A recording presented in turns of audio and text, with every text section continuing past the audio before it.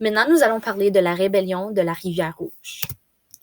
Donc, comme on l'a mentionné dans la partie précédente, en 1869, le Canada prend possession des vastes régions du Nord-Ouest transférées par la Compagnie de la baie d'Hudson. 12 000 Métis qui habitent la colonie de la Rivière-Rouge, ainsi que les Autochtones qui habitent la même région, ne sont pas consultés de cet achat. Le gouvernement canadien envoie des arpenteurs pour découper les terres sur lesquelles vivent les Métis. Donc, il y a un problème dans la colonie de la Rivière-Rouge. Le problème commence. Okay? Les arpenteurs sont envoyés dans la colonie de la Rivière-Rouge pour commencer l'arpentage en vue de la construction d'une route reliant le Canada et la Rivière-Rouge pour intégrer l'Ouest. L'épisode de l'arpentage va créer une tension entre les Métis et les autorités fédérales. Les Métis ont peur de perdre leurs terres. C'est ici où Louis Riel rentre en jeu. Qui est Louis Riel? Il est né dans la colonie de la Rivière-Rouge au Manitoba. Il est né d'un père métis et d'une mère canadienne-française. Sa grand-mère était métisse d'ascendance française et Chippewan. Après la mort de son père, il décide de devenir avocat pour répondre aux besoins de sa famille.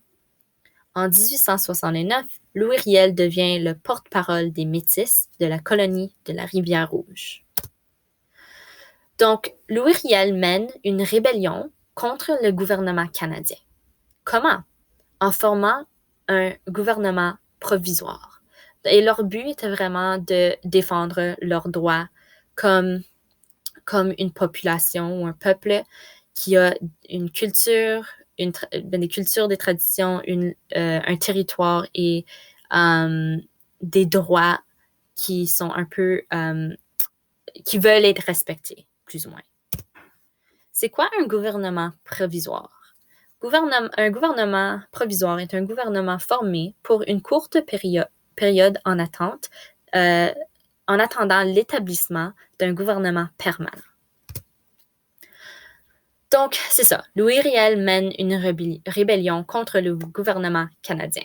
Mais comment fait-il ceci? En capturant le plus important bâtiment de la colonie.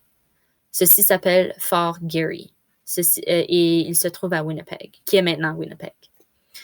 Un centre du commerce de fourrure appartenant à la baie d'Hudson. Okay, donc, voici une photo de Fort Garry. Le gouvernement canadien envoie des soldats pour reprendre Fort Garry. Thomas Scott fait partie de ces soldats qui sont envoyés au fort. Et Louis Riel et ses partisans emprisonnent les soldats. Thomas Scott est raciste. Il affirme que le Canada devrait ignorer les Métis et mettre en place un gouvernement sans les consulter. Riel décide d'exécuter Thomas Scott car il fait preuve d'insubordination et a giflé l'un des gardiens métis. L'exécution de Thomas Scott par le gouvernement provisoire de Louis Riel aura de sérieuses répercussions. Voici une liste des revendications présentées au gouvernement canadien. Donc, vraiment, Louis Riel et son équipe rédigent une liste de choses ou de demandes qui donnent au gouvernement fédéral. Comme cela, le gouvernement fédéral, vraiment, en général, ils veulent que le gouvernement fédéral reconnaisse leurs droits territoriaux, linguistiques, religieux et leurs droits ou leur autonomie politique.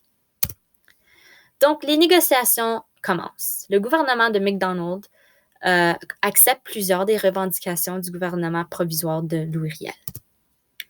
Donc, le Canada crée une nouvelle province en 1870 et le Manitoba devient la 5e province du Canada. À la gauche, vous pouvez voir sur la carte, le Manitoba est tout petit, donc il n'est pas comme il est aujourd'hui. Et voici le territoire comme plus près du Manitoba en 1870.